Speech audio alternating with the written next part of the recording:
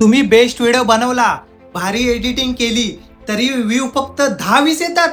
याचं कारण तुमचा व्हिडिओ खराब नाही, तर तुमचं टायटल आणि थंबनेल फ्लॉप आहे. पहिली चूक, थंबनेलवर अख्खी कथा लिहू नका. थंबनेल असा असावा जो 1 सेकंदात समजेल आणि ज्यामध्ये फक्त 2 ते 3 महत्वाचे शब्द आणि तुमचे कडक एक्सप्रेशन असतील. ही आहे दुसरी चूक.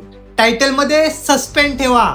जर तुम्ही व्हिडिओ मध्ये मी नवीन फोन घेतलाय हे दाखवणार असाल तर टायटल मध्ये माझा नवीन फोन असं ठेवू नका.